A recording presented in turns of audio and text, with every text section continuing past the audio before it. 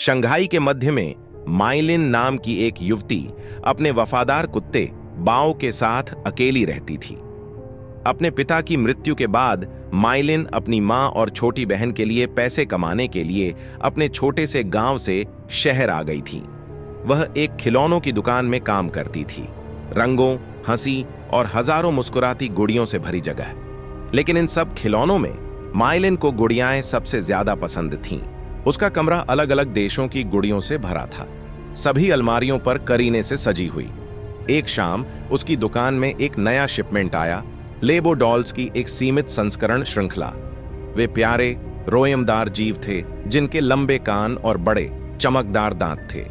कुछ ही घंटों में हर एक गुड़िया बिक गई, सिवाय एक के। एक सुनहरे रंग की लेबो डॉल, बाकियों से अलग, जिसकी नीली आंखें चमक रही थीं और एक बेहद प्यारी मुस्कान थी। माइलिन को तुरंत उससे प्यार हो गया। उसने उसे अपने लिए खरीदा, घर ले गई और पूरी शाम उसे निहारती रही।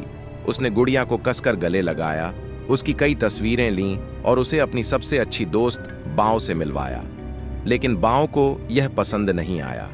वह गुर्राया, भौंका और पीछे हट गया, मानो गुड़िया ने उसे डरा दिया हो। माइलिन धीरे से हंसी। चलो बाओ, ये तो बस एक खिलौना है, उसने गुड़िया को अपनी शेल्फ पर रखते हुए कहा। उस रात बाओ ने उसी कमरे में सोने से इनकार कर दिया। वह उसके बेडरूम के दरवाजे के बाहर अंधेरे में गुर्राता हुआ बैठा रहा। अगली सुबह माइलिन काम के लिए तैयार हो रही थी कि तभी बाओ ने अचानक उसकी जीन्स का किनारा काट लिया और उसे शेल्फ की ओर खींच लिया। वह गुड़िया पर गुस्से से भौंकने लगा। निराश होकर माइलिन ने उसे बाथरूम में बंद कर दिया और काम पर चली गई। लेकिन उस दिन कुछ अजीब हुआ। प्यारी सौम्य माइलिन एक ग्राहक पर अपना आपा खो बैठी। इतनी जोर से चिल्लाई कि उसके बॉस ने उसे तुरंत नौकरी से निकाल दिया। वह रोती हुई, उलझन में और कांपती हुई घर आई। उसे समझ नहीं आ रहा था कि उसे इतना गुस्सा क्यों आ रहा है, इतना अलग। उसने बाथरूम का दरवाजा खोला, बाओ को गले लगाया और फुसफुसाते हुए कहा, मुझे माफ करना। उस रात उसने हंसी सुनी, पहले तो हल्की, किसी बच्चे की खिलखिलाहट जैसी, लेकिन धीरे धीरे वह तेज होती गई। माइलिन उठ बैठी, उसका दिल तेजी से धड़क रहा था। उसके कमरे के कोने में एक छोटी सी आकृति खड़ी थी, उसे घूर रही थी। जब उसने लाइट जलाई तो वहां कुछ भी नहीं था, सिर्फ जमीन पर पड़ी सुनहरी गुड़िया। उसने उसे उठाया, वापस शेल्फ पर रख दिया और फिर से सोने की कोशिश की। लेकिन उसके सपने बुरे सपनों से भरे थे। लंबे पंजों और उस तरह जैसे नुकीले दांतों वाला एक लाल सड़ता हुआ जीव, वह उसकी ओर रेंगता हुआ आया और उसका गला पकड़ लिया। जैसे ही वह हंसा, माइलिन चीख पड़ी। उसकी आंखें खुल गईं और उसने अपनी छाती पर बैठी सुनहरी गुड़िया को देखा। उसकी मुस्कान और चौड़ी और तीखी लग रही थी। वह फिर चीखी, बाओ! गुर्राता हुआ अंदर भागा। इससे पहले कि माइलिन कुछ कर पाती, उसने गुड़िया छीन ली और उसे फाड़ डाला। उसके टुकड़े इधर उधर उड़ गए। माइलिन पसीने से लथपथ थी। उसने गुड़िया के अवशेष कूड़ेदान में फेंक दिए और बाहों को कसकर गले लगा लिया। लेकिन सुबह तक उसकी बाहों पर लाल निशान थे, जैसे काटने के घाव। बाँव जा चुका था। उसने पूरे अपार्टमेंट में उसका नाम पुकारते हुए खोजबीन की। कोई जवाब नहीं मिला। फिर वह बाथरूम में चली गई। वह ठिठक गई। आईने में उसने अपने पीछे कुछ देखा। एक लाल टेढ़ी मेढ़ी आकृति चुपचाप हंस रही थी।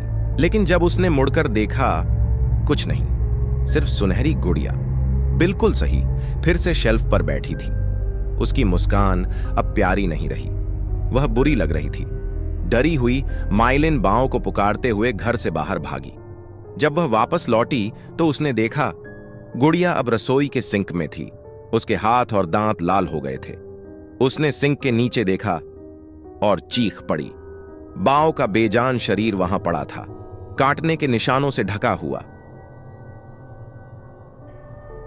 कांपती हुई माइलिन ने ऑनलाइन लेबो डॉल्स के बारे में जानकारी ढूंढी। जब उसे सैकड़ों पोस्ट मिले तो उसका खून जम गया।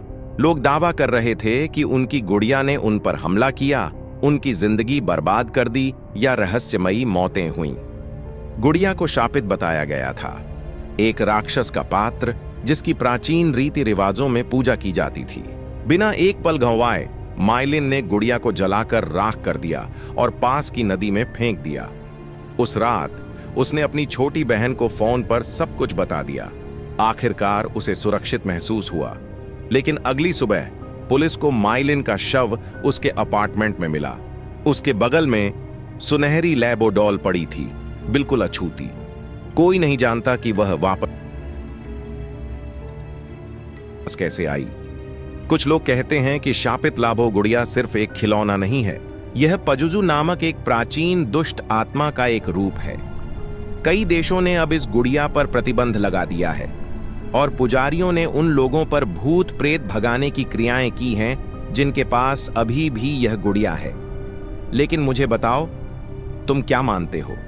क्या यह गुड़िया सचमुच शापित है या सिर्फ एक शहरी किंवदंती है जो अपने अगले शिकार की प्रतीक्षा कर रही है?